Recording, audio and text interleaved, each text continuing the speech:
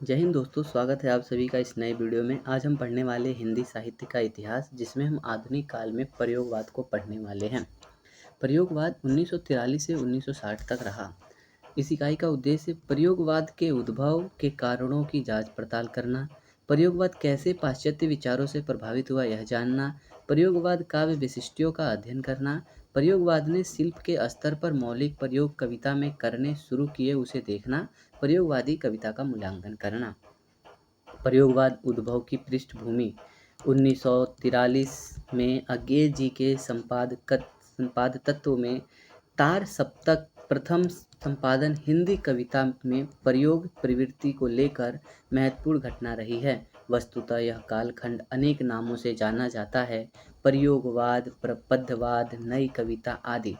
बिहार के 3 कवियों नलिन विमोचन, केसरी नारायण शुक्ल, नरेश ने नवकेतनवाद या प्रपद्धवाद का प्रवर्तन किया।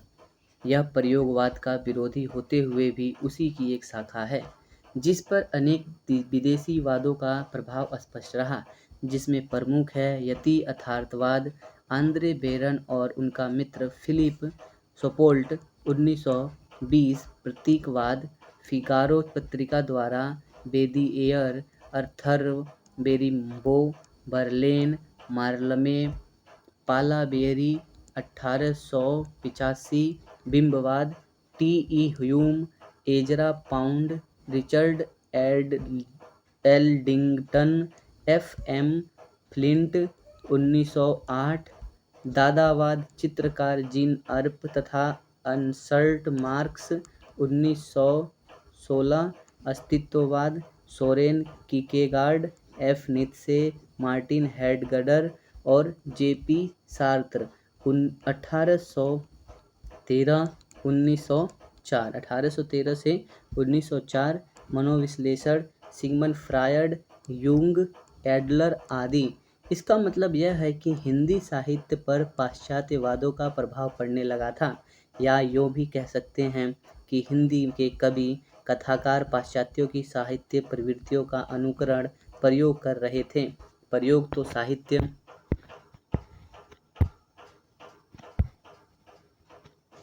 साहित्य के विशिष्ट हैं, चाहे वह आदिकाल हो या भक्ति, रीति, छायावाद, प्रगतिवाद हो। कोई भी काल या काव्य आंदोलन नए प्रयोग के बगैर स्थापित नहीं होता। अज्ञे ने कुछ नए और अनजाने कवियों को लेकर प्रथम सप्तक का प्रकाशन किया, जिसके कवि हैं पृथक सप्तक में 1 अज्ञे, 2 गजानन माधव मुक्तिबोध, 3 गिरिजा कुमार माथुर, 4 प्रभाकर माचवे, 5 नेमीचंद्र जैन, 6 भारत भूषण अग्रवाल, 7 रामविलास शर्मा। दूसरे सप्तक में 1 भवानी प्रसाद मिश्र, 2 शकुंतला माथुर, 3 हरिनारायण व्यास, 4 शमशेर बहादुर सिंह, 5 नरेश कुमार मेहता, 6 रघुवीर सहाय, 7 धर्मवीर भारती। तीसरा सप्तक में 1 प्रयाग नारायण त्रिपाठी, 2 कीर्ति चौधरी, 3 मदन वात्सायन, 4 केदारनाथ सिंह, 5 कुंवर नारायण, 6 विजय देव नारायण शाही, 7 सर्वेश्वर दयाल सक्सेना। हम जानते हैं कि उपयुक्त सभी कवि प्रयोगवाद काल में प्रकाशित तार सप्तक से हिंदी जगत में आए, परंतु गौर की जाने वाली यह बात है कि परवर्ती काल में भी उसी के साथ प्रतिद्वंद नहीं रहे। अज्ञे ने मात्र नए प्रयोग काल का परिवर्तन किया, काव्य के बड़े विषय तथा शिल्प में कुछ नयापन लाया और नए प्रयोग धर्मिता से एक आंदोलन चलाया गया। अज्ञे की कविता जिस समय क्रोध की उपज है, उसे ध्यान में रखकर ही प्रयोगवाद को जाना जा सकता है। इस पर कठोर दोष आरोप करने वाले बहुत से प्रतिष्ठित आलोचकों ने इनके मूल्यहीन होने की घोषणा की।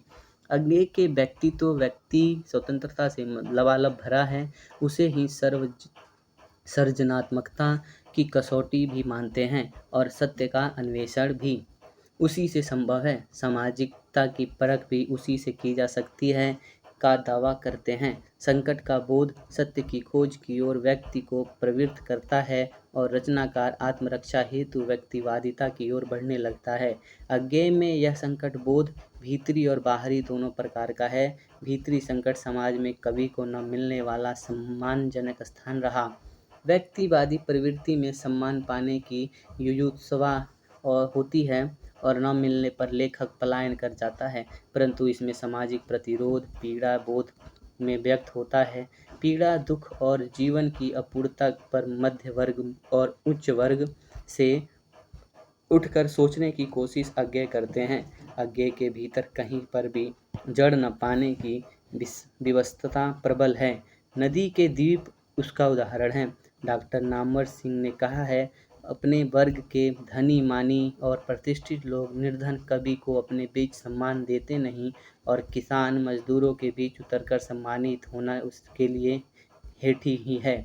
न वह इनका गीत गा सकता है न उनका, इसलिए वह इन सब से परे रहकर काल्पनिक निष्पक्षता का व्रत लेता है, लेकिन धीरे धीरे इस निष्पक्षता का भी वृत्त टूटता है और वह अंत में अपनी मंशा साफ साफ इन शब्दों में प्रकट करता है कि वह परिस्थिति के भीतर ही अपने लिए एक संतोषजनक परिस्थिति गढ़ सकता है। यह परिस्थिति और कुछ नहीं, वस्तुतः वह मध्यवर्गीय प्रवृत्ति है।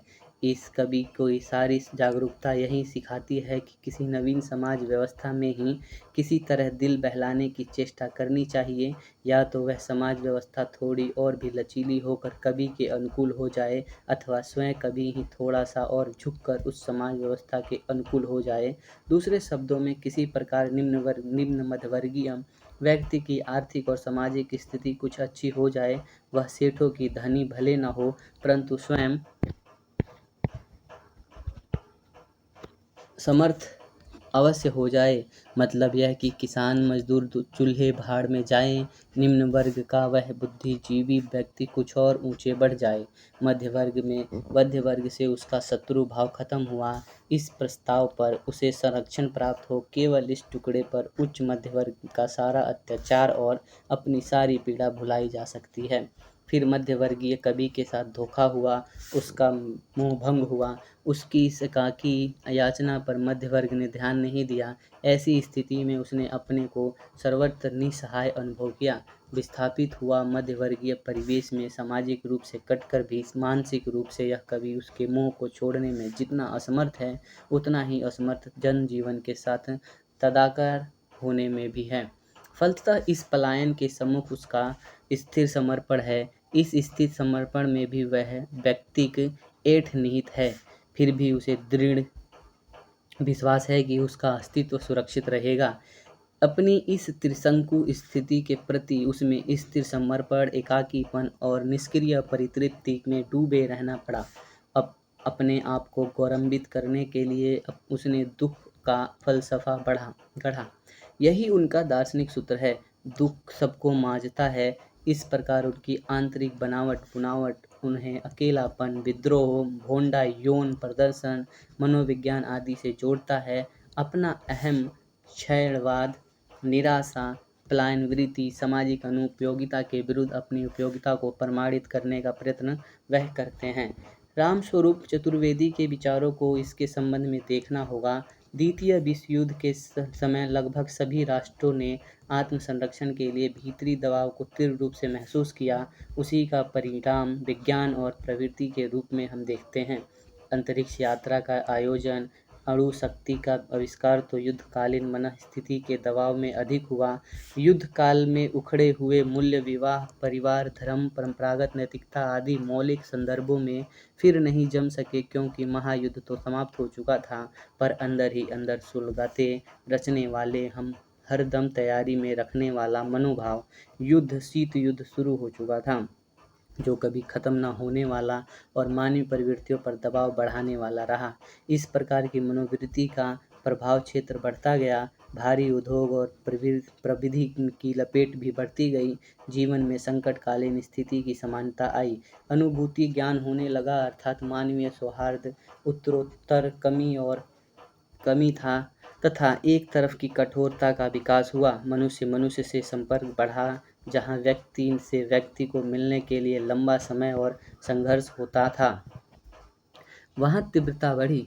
यह बढ़ती मूल्यहीन स्थिरता का प्रधान कारण बना। मानवीय संवेदनशीलता पर बहुत बड़ा दबाव रहा, जिसमें अनुभूति का क्षरण होता है और स्नायविक रोगों की बढ़ोतरी। सृजनात्मकता और व्यक्तित्व की संरक्षण की अज्ञेय को जरूरी लगा और उसे व्यक्तिवाद से साधने का एकांत से साधने का प्रयास उन्होंने किया। शायद यही कारण है कि वे व्यक्तिवाद के विरुद्ध व्यक्ति स्वतंत्रता को महत्व दिया है। अज्ञेय ने अपनी कृतित्व में बुनियादी तौर पर मानव व्यक्तित्व की इस स्वाधीनता, सर्वजनात्मकता और दायित्व को सूक्ष्म और प्रभावी रूप में अंकित किया है। यह पहचान की व्यक्तित्व की अस्तित्व की सबसे बड़ी सार्थकता है। इसलिए नदी के द्वीप में उखड़ जाएंगे, कहीं जम जाएंगे का भाव व्याप्त है। आगे का व्यक्तिवाद एवं कृतित्व प्रयोगवाद की प्रवृत्ति का बोध कराते हैं। यह प्रयोग संभवतः अधिकतर शैली के क्षेत्र में संस्मरणीय है। नामकरण। प्रयोगवाद यह संज्ञा प्रयोगवादी कवियों के कुछ वक्तव्य के कारण ही प्रचलित हुई। वैसे अंग्रेजी कविता में प्रयोग के लिए एक्सपेरिमेंट शब्द प्रयुक्त हुआ, हिंदी में वही प्रयोग के रूप में हुआ, परंतु अंग्रेजी में प्रयोगवाद अर्थात एक्सपेरिमेंटलिज्म नाम का कोई वाद नहीं है। वर्तमान युग विज्ञान जिस प्रकार तर्क और युक्ति द्वारा पदार्थों का विश्लेषण करता है, उसी प्रकार प्रयोगवाद मानव शरीर और मस्तिष्क तत्वों का विश्लेषण करता है। मानसिक भावनाओं का विश्लेषण करने के लिए वह अनेक प्रयोग कविता के क्षेत्र में करता है। प्रयोगवाद का अर्थ कुछ विद्वानों ने रूपवाद अथवा फॉर्मलिज्म लिया है, परंतु यह उसकी एक शाखा मात्र है। प्राय सभी प्रयोगवादी कवियों ने केवल रूप विधान पर ध्यान नहीं दिया भी तो वे संख्या में नगण्य हैं। प्रयोगवाद कोरे रूपवाद से व्याप्त प्रवृत्ति तथा विचारधारा का काव्य है। कम अधिक मात्रा में यह हंसोन्मुखी मध्यवर्गीय मनोवृत्ति तथा विचारधाराओं का वाहक है। इतिहास रूप में वह उत्तर छायावाद की समाज विरोधी अतिशय व्यक्तिवादी मनोवृत्ति का काव्य है। प्रयोग के द्वारा नया सत्यान्वेषण उसकी विशेषता रही। जो पुराने सत्य परंपरागत रूप से स्थापित किए जा चुके थे, काव्य विषय, शैली, उपमान, प्रतीक, भाषा, शब्द के रूप में उसका नया अन्वेषण प्रयोगवादी कविता में किया गया। प्रयोगवाद के संबंध में विभिन्न प्रयोगवादी लेखकों की विचारधारा, उसका अर्थ ग्रहण किया जा सकता है। धर्मवीर भारती। जहाँ तक इस काव्य ने नई परिस्थितियों से प्रभावित हुई नई अनुभूतियों की अभिव्यक्ति के लिए नया काव्य रूप, नई कल्पनाएं, नई गठन खोजी, वहाँ तक यह काव्य निश्चय ही विकास और प्रगति में न केवल सहायक सिद्ध हुआ है, वरन यह एक बहुत महत्वपूर्ण चरण रहा है। मदन वात्स्यायन। उषा देवता से लेकर गधे तक, नग्न यौन भावना से लेकर सामाजिक क्रांति तक, देहाती अमराई से लेकर कल पुर्जों तक, अवचेतन से लेकर स्थूल के अनुत्तेजित चित्रण तक, इनका व्यापक विस्तार शायद पहले किसी वाद की कविता में नहीं हुआ। लक्ष्मीकांत वर्मा। प्रयोग का उद्देश्य मान्य सत्य का परीक्षण और परीक्षण द्वारा सत्य के नए आधारों का अन्वेषण। प्रयोगकर्ता चमत्कार, रूढ़ि अथवा अंधविश्वासों को नहीं मानता, किसी भी सत्य को अंतिम सत्य के रूप में नहीं स्वीकारता। कोई कह रहा है इसलिए भी वह उस पर विश्वास नहीं करता, वह उस अनुभव से खुद गुजरना चाहता है। क्षण प्रति क्षण की अनुभूति को भी वह महत्व देता है। प्रखर बौद्धिकता और विवेक ही उसका बड़ा आधार है। प्रयोग एक माध्यम मात्र है, उद्देश्य है सत्य की खोज।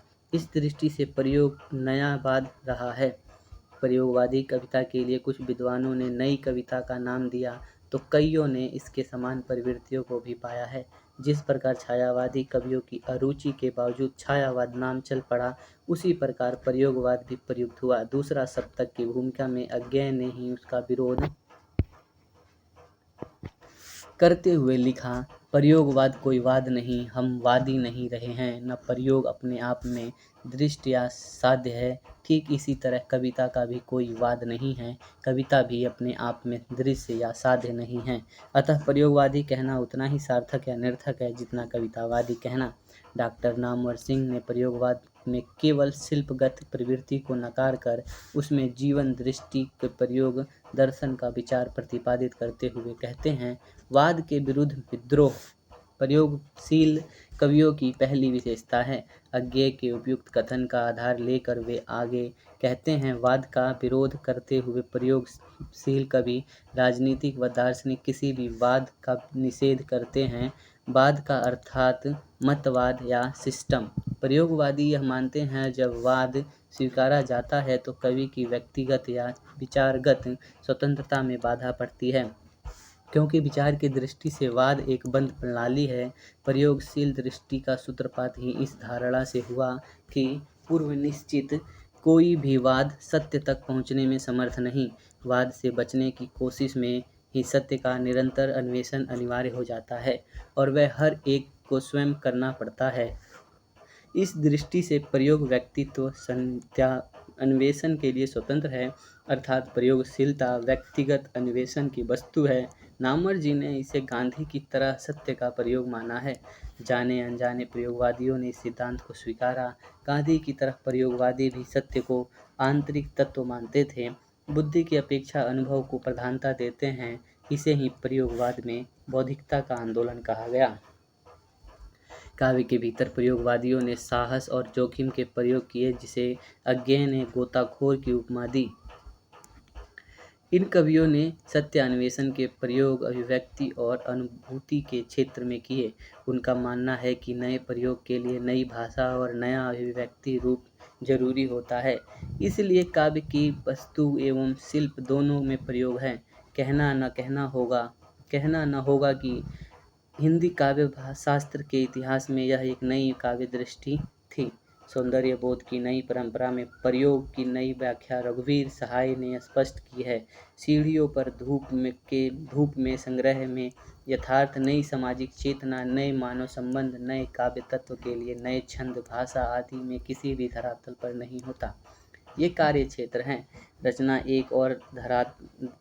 एक और ही धरातल है, जहाँ एक संपृक्त बुद्धिजीवी व्यक्ति अत्यंत मौलिक एवं अत्यंत चिरंतर कुछ आंतरिक तत्व काम करते हैं। वे तत्व क्या हैं? अपने से ऊपर उठ जाने की इच्छा, अतः सहाय के अनुसार अपने व्यक्तित्व की खोज भी प्रयोग नहीं है। कला की अपनी सौंदर्य परंपरा में कवि द्वारा इन कलात्मक अनुभव की छड़ों का रखना ही प्रयोग है। अतः प्रयोग कलात्मक अनुभव का छड़ है। इस प्रकार प्रयोग शब्द और वाद दोनों का विस्तार हिंदी की कविता में हुआ। अज्ञेय के बाद रघुवीर जैसे कवियों ने उसे ऊंचाई प्रदान की। उनकी दृष्टि में परिवर्तन आया। उन्होंने विचारधारा की वाद की राजनीति में मुक्त किया। विचार उन्हें मिथ्या प्रतीत हुए, भावनाएं भावुक लगने लगी, इंद्रिय बोध या संवेदन ही यथार्थ लगने लगे। परिमाणतः इंद्रिय बोधानुभव की प्रतिक्रियाएं काव्य में आई। ऐसे में सुख के क्षणों में मादक उन्माद और दुख के क्षणों में अंध विद्रोह अथवा निरुद्देश्य निराशा कविता में आई। आगे चलकर नए कविता के क्षणवादी दृष्टि आई। यह प्रयोगवाद की व्यापक जीवन दृष्टि का विस्तार समझा गया। धर्मवीर भारती ने प्रयोगवाद की सीमाओं या कहे उसे के सत्य को प्रकट करते हुए कहा कि प्रयोगवादी कविता में भावना है, मात्र हर भावना के आगे एक प्रश्न चिन्ह लगा है। इस प्रश्न चिन्ह को आप बौद्धिकता कह सकते हैं। सांस्कृतिक ढांचा चरमरा उठा और यह प्रश्न उसी की ध्वनि मात्र है। जैसा कि हमने पहले कहा है, द्वितीय विश्व युद्ध के बाद विश्व भर में मूल्यों का विघटन तीव्र हुआ। विज्ञान, यंत्र, प्रसार माध्यमों ने संवेदनाओं की अभिव्यक्ति, अनुभूति में जटिलता आई। परंपरागत जीवन मूल्यों नए परिवेश में अंतः संघर्ष, तनाव भरा व्यक्तिवाद, बौद्धिकता, विद्रोह, यौन ग्रंथियों में उसको बांधने का प्रयास प्रयोगवादियों कवियों ने किया। व्यक्तिवादी अनुभूति को समष्टि में कलात्मक क्षण विशेष अभिव्यक्त करने की बात रघुवीर सहाय, लक्ष्मीकांत वर्मा ने की है। प्रयोगवादी काव्य दृष्टि को समझाने के लिए अज्ञेय के विचारों को जानना आवश्यक है।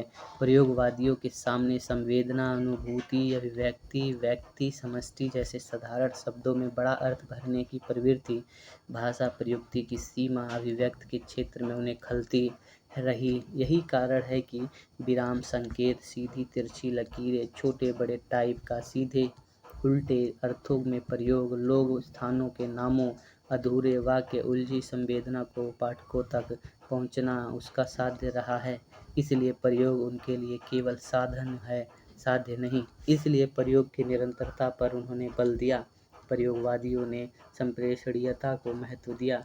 भाव संप्रेषण की दृष्टि से अनोखे प्रयोग प्रयोगवाद की विशिष्टता रही है।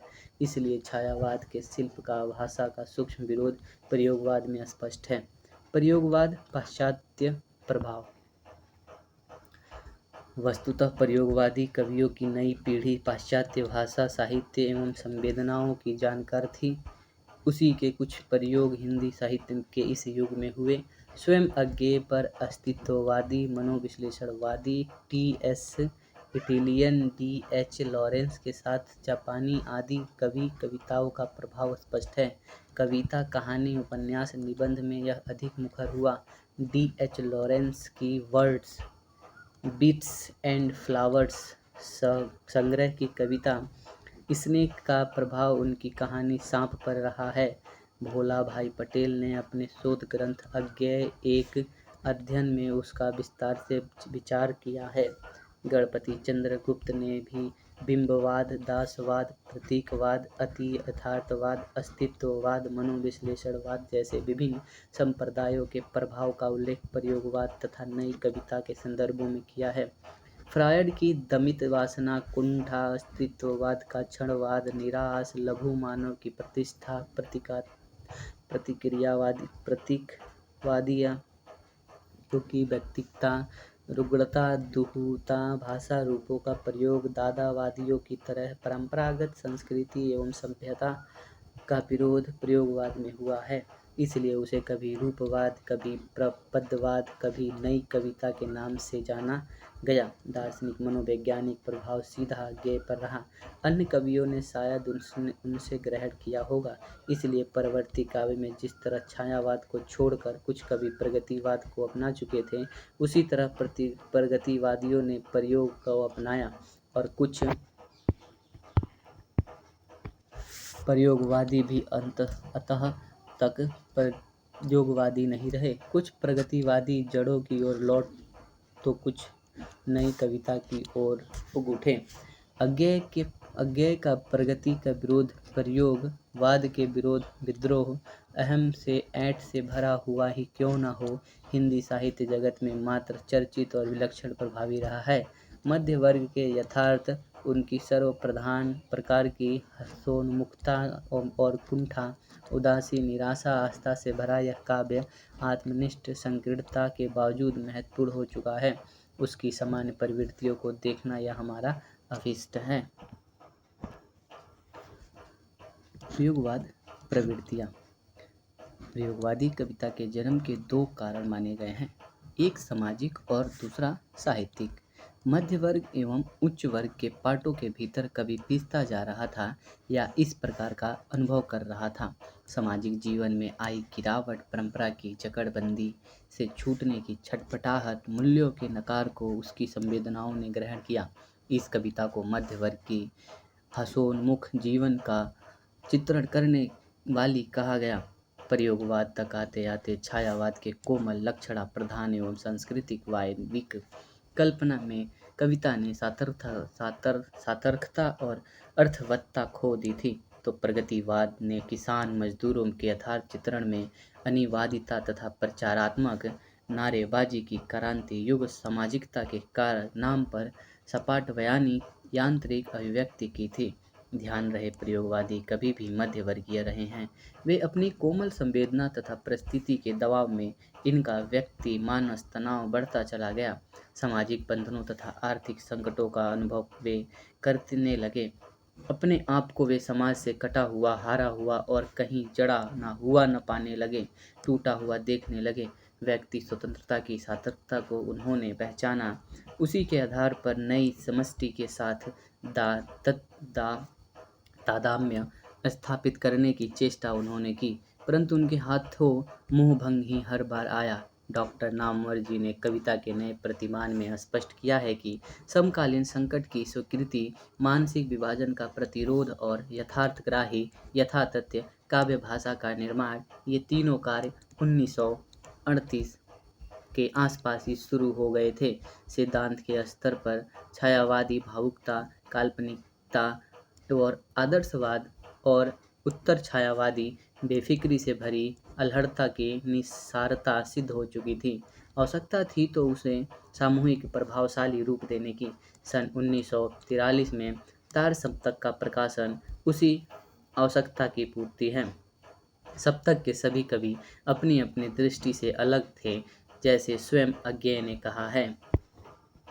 वे सभी किसी स्कूल के नहीं हैं, किसी एक मंजिल पर पहुंचते हुए भी नहीं हैं, अभी राही हैं, राही नहीं, राहों के अन्वेषी।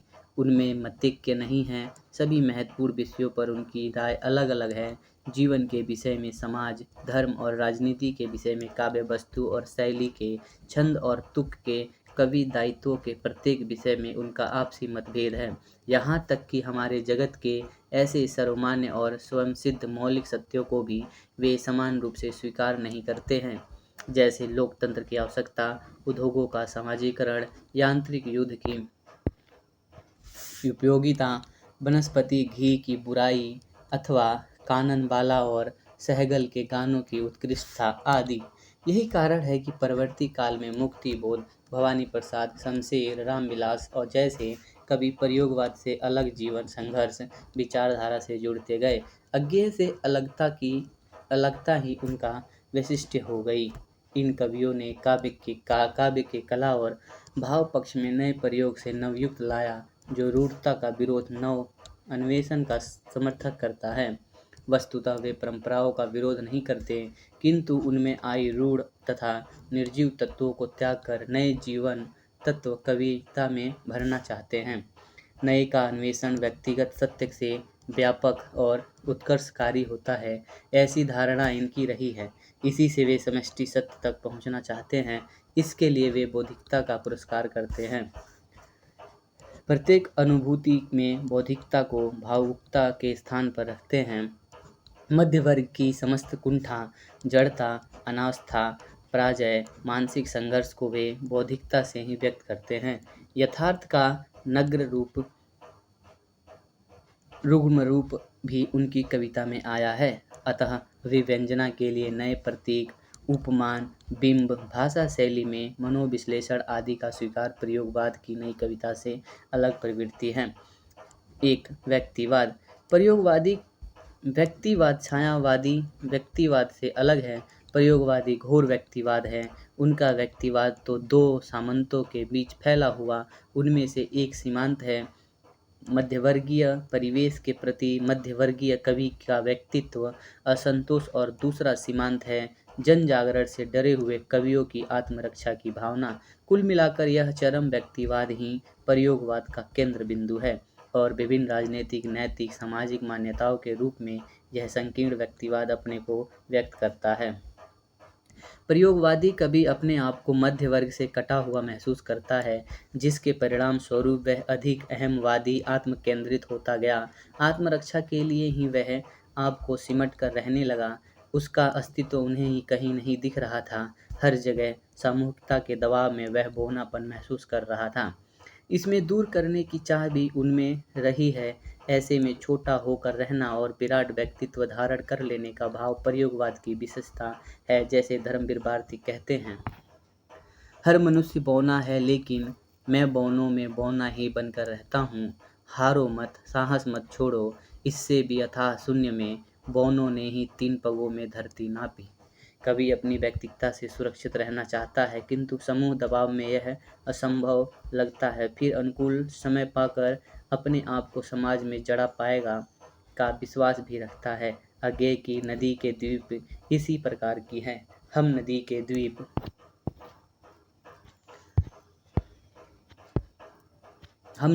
द्वीप स्थिर समर्पण हमारा, फिर छनेंगे हम, कहीं फिर पैर टकेंगे, कहीं फिर भी खड़ा होगा नए व्यक्तित्व का आकार। वस्तुतः प्रयोगवादी कवि अपनी सामाजिक उपयोगिता को व्यक्तिगता के से सिद्ध करना चाहते हैं। पलायनवादी प्रवृत्तियों का विरोध करके आरंभिक व्यक्तिवादी प्रयोगवाद ने प्रतिरोध और युयुत्सु भाव का नारा दिया। संभवतः है कि प्रगतिवाद की अति सामाजिकता के विरोध में अति व्यक्तिवादी हो गए। छायावाद का व्यक्तिवाद अलौकिकता तथा रहस्यवादी भावना में बदलता है, किंतु प्रयोगवादी व्यक्ति संकीर्णता के कारण अपने में ही सिमट कर रह जाता है, फिर अपने दुख पीड़ा बोध को मांझना शुरू करता है। जैसे अज्ञेय ने कहा है, दुख सबको मांझता है, फिर कहा है कि वह सबको मुक्त होने की सीख देता है।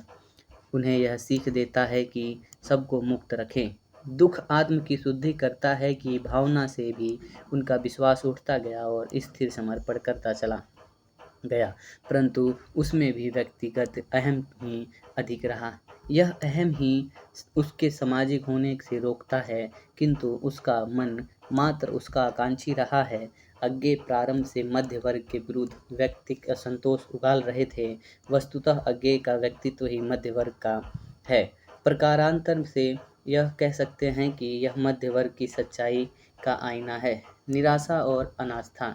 निराशा और अनास्था प्रयोगवादी कवियों की दूसरी प्रमुख विशेषता है।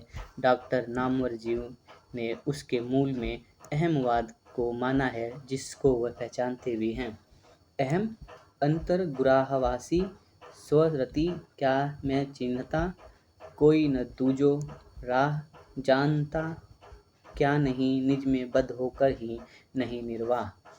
इसलिए जीवन के पलायन नहीं करते हैं, बल्कि निराशा के विभिन्न स्तरों की अभिव्यक्ति करते हैं। वस्तुतः यह निराशा वर्तमान युग जीवन के प्रति अनास्था के कारण आई है। वे जीवन में पर्याप्त यांत्रिकता, सामाजिक स्वीकार्यता से विफलता के अभाव के रूप में उनके व्यक्तित्व में आई है। एक प्रकार की कुंठावस्था उनमें पैदा हो जाती है, उन पर व्यंग करती है। इस प्रकार के दुखों को वे मुक्तता से सहने के अलावा कुछ कर भी सकते थे। मुझ पर व्यंग करती है मेरी ही परछाइयाँ, दर्द ये किससे कहूँ का भाव सर्वेश्वर जैसे कभी मन के निर्माण होता है। छायावाद की तरह इनकी निराशा अध्यात्म या प्रकृति सौंदर्य की ओर नहीं मुड़ती, न ही प्रकृतिवादियों की तरह इसे दूर करने के लिए क्रांति का हथियार उसके पास है। इसलिए वे उनके कारणों का अन्वेषण करते हैं, इसको दूर करने का विश्वास व्यक्त करते हैं। यहीं पर हम कह सकते हैं कि जीवन यथार्थ से यह कभी भाग खड़ा नहीं होता, बल्कि अपनी सार्थकता और चित्त को प्रमाणित करता है। दीप हैं हम।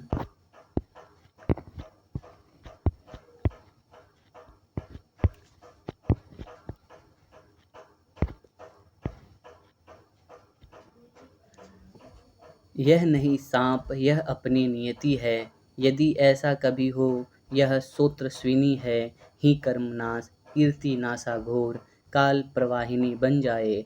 हमें तो स्वीकार है वह भी उसी में रेत होकर, फिर छनेंगे हम, जमेंगे हम, कहीं फिर पैर टेकेंगे, कहीं फिर खड़ा होगा नए व्यक्तित्व का आकार। निराशा अनास्था को आस्था में परिवर्तित करने का साहस इस कवियों में है। अज्ञेय मुक्तिबोध एक प्रकार के संघर्ष का रास्ता अपनाते हैं। बौद्धिकता का प्राधान्य। प्रयोगवाद कवियों ने अपनी अनुभूति की अभिव्यक्ति में बौद्धिकता का अधिक प्रयोग किया। भावना या रागात्मकता कहीं पर भी नहीं है, जहाँ है वहाँ वह प्रसन्नांकित है। इसी प्रश्न को धर्मवीर भारती ने बौद्धिकता कहा है। बौद्धिक युग में बौद्धिक दृष्टि का स्वीकार यह कवि करते हैं। अज्ञेय ने अपनी कविता हरी घास पर क्षण भर में बौद्धिकता को प्रतिष्ठित किया है। समाज से यह भयभीत मन प्रेत की भावुकता की जगह बौद्धिकता या विशेष तर्कवाद को व्यक्त करते हैं कि दुनिया सोच सकती है, कोई न जाने क्या सोचे, इसलिए वह कहते हैं, चलो उठे अब तक हम थे बंधु, सैर को आए और रहे बैठे तो लोग कहेंगे धुंधले में दुबके दो प्रेमी बैठे हैं, वह हम भी हो भी तो यह हरी घास ही जाने।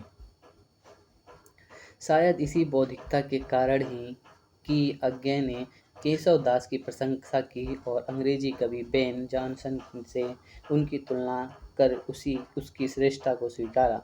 शुक्ल जी ने केशव को हृदय विहीन कहा था। अज्ञेय केशव की कविताई शीर्षक संवाद दृष्टाव्य है। बौद्धिकता का परिणाम ही है कि वह छायावाद की किशोर भावुकता को छोड़कर अपनी प्रिया को कलगी बाजरे की कहता है। अगर मैं तुमको ललाती सांझ के नभ की अकेली तारिका अब नहीं कहता, यह शरद के भोर की निहार निहाई कुई टकली कली चंपे की बगैरहे तो नहीं कारण कि मेरा हृदय उथला या नहीं कि सुना है, या कि मेरा प्याला मैला है, बल्कि केवल यही थे उपमान मैले हो गए हैं, देवता इन प्रतीकों के कर गए हैं कूच। लघुता के प्रति दृष्टिपात। एक और प्रयोगवादी कविता ने अपने आप को लघु अर्थात सामान्य उपेक्षित मानव के रूप में काव्य में चित्रित किया है, तो दूसरी ओर लघु और शूद्र प्राणियों को उच्च मानव के रूप में रखकर उनके सौंदर्य का, विशेषता का, मानवता का वर्णन किया है। लघु मानव की दमित वासना, सुख दुख और अस्तित्व की लघुता इनकी विशेषता है। लघु वस्तुओं का चित्रण कविता में आया। पहली बार कंक्रीट के पोर्च, चाय की प्याली, सायरन, रेडियम की घड़ी, चूड़ी का टुकड़ा, बाथरूम, गरम पकौड़ी, बांस की टूटी हुई टट्टी, फटी ओढ़नी की चिदिया, मूत्र संचित मृत्तिका के वृत्त के 3 टांगों पर खड़ा नवकृत, धैर्य धन गंधक, बच्चे, दाई मारे पेड़, बाटा चप्पल, साइकिल, फ्रेंच लेदर, कुत्ता, वेटिंग रूम, होटल, दाल, तेल, हींग, हल्दी, फटाकोट आदि से इनकी कविता बनी है। अनंत कुमार पाषाण की कविता। दिन मर गया है, मैं भी मर गया हूँ, हींग और हल्दी से वासित मेरी बीबी मगर अभी जिंदा है, और उसके पेट में कुछ और नई जिंदगी है, मेरा कोट फटा है, उसने ही सिया है। इस प्रकार उदारता की जगह सुंदरता का वर्णन प्रयोगवादियों ने किया है। छायावाद की कल्पनाशीलता की जगह इन कवियों में यथार्थवाद का आग्रह रहा। उदाहरण के लिए छायावादी कवि ने जहाँ चांदनी का बड़ा भव्य चित्रण किया है, वह प्रयोगवादी ने शिशिर की राका निशा का यथार्थ प्रस्तुत किया है। वंचना है चांदनी, झूठ वह आकाश का निरवधि गगन विस्तार, शिशिर की राका निशा की शांति है निसर, दूर वह सब शांति, वह शीत भव्यता, वह शून्य के अवलेप का प्रस्तार, इधर ईश्वर केवल झिलमिलाते चेतहर दुर्धर, कुहासे की हलाहल स्थिंद मुट्ठी में, सिहरते से पंगु टुंडे नंगे नग्न बच्चे, दाई मारे पेड़। राका निशा के भीतर कुरूपता का चित्र यहाँ प्रस्तुत किया गया है। इस प्रकार साधारण से साधारण विषयों को कविता में प्रयोगवाद ने उपस्थित किया है। आलोचकों ने इस प्रकार की साधारणता की आलोचना भी की है। यथार्थ की कुरूपता का चित्रण। प्रयोगवादी कवि अति यथार्थवादिता में ग्रहण कर जीवन की कुरूपता को, विकृति को सही ढंग से समाजिकों के सामने लाना चाहता है। आलोचकों ने इसे नग्न सौंदर्य चेतना या विकृत रुचि भी कहा है, किंतु इस प्रकार की कुरूपता का असुंदरता के चित्र में भी वह सौंदर्य रुचि दिखाता है। आगे कहते हैं, मूत्र संचित मृत्तिका के वृत्त में 3 टांगों पर खड़ा नवकृत, धर्म धन गदहा, अर्थात मद्रा राक्षस कहते हैं। मोहब्बत एक गिरे हुए गर्भ के बच्चे सी होती है, चाहत वह मजबूरी हो सकती है जिसे मरीज खांस कर थूक न सके। छंद और लय। प्रयोगवादी कविता में मुक्तक छंद और लय का प्रयोग किया गया है। छंद लय के कारण इसकी कविता में गीतात्मकता आई है। कहीं कहीं नए स्वर वर्ण विषय का प्रतिपादन करते हैं। अज्ञे की मांझी बंसी न बजाओ, गिरजा कुमार माथुर, हेमंती, पूनो आदि धर्मवीर भारती की अंधा युगीय का यह उदाहरण देखिए। थके हुए हैं हम इसलिए नहीं कि कहीं युद्धों में हमने भी बाहुबल दिखाया है, प्रहरी थे हम केवल 17 दिनों के लोमहर्षक संग्राम में, ढाले हमारे ये निरर्थक पड़ी रही अंगों पर बोझ बनी, रक्षक थे हम केवल लेकिन रक्षणीय कुछ भी नहीं था यहाँ। अगे तुम हंसी हो जो न मेरे होठ पर दिखे, मुझ हर मोड़ पर मिलती रही है धूप, मुझ पर जो न छाई ही किंतु जिसकी ओर मेरे रुग्ध जीवन की कुटी की खिड़कियां खुलती रही हैं। नवीन उपमान। परंपरागत उपमानों का ना स्वीकारते हुए प्रयोगवादियों ने नए और वैज्ञानिक साधनों उपकरणों को प्रयोग बड़े पैमाने पर किया। मध्यवर्गीय गृहिणी का चित्रण करते हुए सर्वेश्वर कहते हैं, थर्मामीटर के पारे सी चुपचाप जिसमें भावनाएं चढ़ती उतरती है, अखंडन कीर्तन की थकी हुई स्पष्ट धुन सी जिसकी जिंदगी है, प्यार का नाम लेते ही बिजली के स्टोव सी जो एकदम सुर्ख हो जाती है। प्रयोगवादियों ने नेत्रों के लिए रीतिकालीन छायावादी खंजर नयन नींद जैसे प्रयोग नहीं किए। उन्होंने आज के मनुष्यों के पैर खंबे जैसे लगते हैं जिन पर नेत्रों की लालटेन टंगी है। अतः मनुष्य रिक्त सा गेह, दो लालटेन से नयन, निष्पात स्तंभ, दो खड़े पांव अथवा अति नवीन उपमानों का वे प्रयोग करते हैं। मेरे सपने इस तरह टूट गए जैसे भुंजा हुआ पापड़। प्रयोगवाद नए उन्मेष का काव्य रहा है। अनेक आलोचकों ने इस पर जमकर हमला किया है, उसे वैयक्तिक सामाजिकता से दूर, बुद्धिग्रस्तता से बोझिल आदि माना, परंतु यह थी मध्य वर्ग की वास्तविकता। उसमें आई दीनहीनता, अनास्था, कटुता, अंतर्मुख पलायन आदि जिस पर चित्रण प्रयोगवादियों ने किया है। यह भोंडी नग्नता जीवन का एक पक्ष हमारे सामने लाती है। जैसा कि हमने पहले ही कहा है, द्वितीय विश्व युद्ध के बाद मूल्यों में तीव्र टूट आई, उसे पाटना असंभव हुआ। विश्व के साथ भारत में भी यही स्थिति आई, इसलिए यहाँ सामाजिक ढांचा खासकर परिवार विवाह संस्था पर उसका आघात हुआ। सो उसी का आत्मनिष्ठ चित्रण कविता में आया। हर बड़ा कवि अपनी कविता के साथ अपना सौंदर्य शास्त्र गढ़ता है, या यूँ कहे सौंदर्य शास्त्र के साथ कविता अज्ञे ने भी यही किया। दुख सबको मांझता है कि व्यक्तिनिष्ठ भावना से एक अपना पैमाना बनाया, जिससे समष्टि का अनुभव के रूप में कविता में अभिव्यक्त किया, उसका प्रयोग किया। मूल्यांकन। प्रयोगवादी अन्वेषण के राहियों ने विशेष अज्ञे ने उक्त कालीन स्थितियों के प्रति विद्रोह विक्षोभ व्यक्त किया, परंतु उसमें मूल्य विघटन, विज्ञान का प्रभाव, मनुष्य अस्तित्व संवेदना पर उभरा प्रश्न चिन्ह, यंत्र युग, राष्ट्रीय वातावरण के साथ साहित्य पर पाश्चात्य काव्य आंदोलनों का प्रभाव, बौद्धिकता, उसके आगे सदैव लगा प्रश्न चिन्ह। मनोविश्लेषण से उपजा आत्मलोचन भाव, आधुनिकता बोध, काव्यशील में न्यूनता का आग्रह प्रयोगवाद की अन्य विशेषताएं रहीं। Ezra Pound, Baudelaire, Eliot, D H. Lawrence का बहुताधिक प्रभाव स्वयं अज्ञेय पर ही रहा, किंतु पाश्चात्य विचारों के प्रभाव से मुक्त होकर अज्ञेय भारतीय बौद्ध मत में मौन को अपनाते हैं। दुनिया भर के विचारों दर्शनों को पठन पाठन करने के बाद बौद्ध मत में मौन को असाध्य के बीच में रखते हैं। कुछ विद्वानों की ओर से अज्ञेय की जन्म शताब्दी वर्ष में आयोजित संगोष्ठियों में मैंने सुना है कि अज्ञेय की कविता मौन रही, जबकि मुक्तिबोध मुखर हो गए, क्योंकि मौन तोड़ने के बाद अभिव्यक्ति के खतरे उठाने ही होंगे, मठ और गढ़ तोड़ने होंगे का जुझारण भाव या वृत्ति अज्ञेय की कविता में नहीं है, इसलिए वह सामाजिक दृष्टि से उपादेय नहीं है। परंतु ऐसा नहीं है। आप बारीकी से अरि ओ करुणा प्रभाकर आंगन के पारद्वार में व्यक्त रुझान को देखेंगे तो अज्ञेय के जापान की चीन की जैन मत की संवेदना रही है। जीवन की आंतरिकता में उत्पन्न यह आध्यात्मिक रुझान उनके अंतिम काव्य संग्रहों का स्पष्ट है। उनकी जापान यात्रा, हाइकू लेखन भी इस दृष्टि से महत्वपूर्ण है। वस्तुतः भारत में ही बौद्ध मत चीन जापान पहुंचा, अज्ञेय उससे अप्रभावित नहीं रह सके। अस्तु प्रयोगवादी कवियों ने हिंदी कविता के इतिहास में सूक्ष्म भाव संवेदना, नए उपमान, गहन अभिव्यंजना के द्वारा ईमानदार किंतु नितांत व्यक्तिगत भावनाओं को व्यक्त किया है। आत्मनिष्ठा के बावजूद समाज के एक अंग की यथार्थ मन स्थिति को प्रभावित किया है। बौद्धिकता के कारण कविता में भावात्मकता का अभाव पैदा हो गया। छायावादी कल्पनापरक सौंदर्य उत्फुल्लता की जगह जीवन यथार्थ में भरी कुंठा, निराशा, वासनात्मकता की अभिव्यक्ति हुई। काव्य बड़ा कठिन हो गया।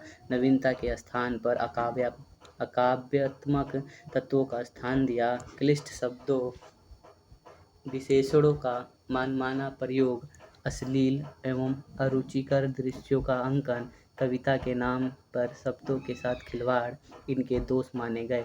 गणपति चंद्रगुप्त ने तो यहाँ तक कहा कि काव्य शास्त्र में काव्यगत दोषों के जितने भेद बताए गए हैं, उन सभी के सुंदर एवं उपयुक्त उदाहरण प्रयोगवादी नई कविता में मिल जाते हैं। काव्य में होने वाले नए प्रयोगों पर इस प्रकार के दोष लगाना अनुचित इसलिए माना जा सकता है कि वे नितांत नए शब्दों में नई संप्रेषित अभिव्यक्ति सहजता से करना चाहता है। इस दृष्टि से प्रयोगवादी कविता अच्छी एवं सच्ची है। उपसंहार। अपनी अनेक विशेषताओं के कारण वह चर्चित रहा। उन्हीं कुछ विशेषताओं को अपनाकर अन्वेषण के राहियों ने नई कविता का आंदोलन चलाया। कुछ व्यक्तिवादी कवि फिर प्रगतिवादी साम्यवाद की और मुड़े तो कुछ ने नई कविता के बीच में अपनी राह ढूंढ निकाली। काव्य आंदोलन मात्र चर्चित रहा। दोस्तों, इस वीडियो में इतना ही। आई होप आपको ये वीडियो पसंद आई हो। अगर वीडियो पसंद आई हो तो वीडियो को लाइक करें, कमेंट करें तथा चैनल को सब्सक्राइब करें। धन्यवाद।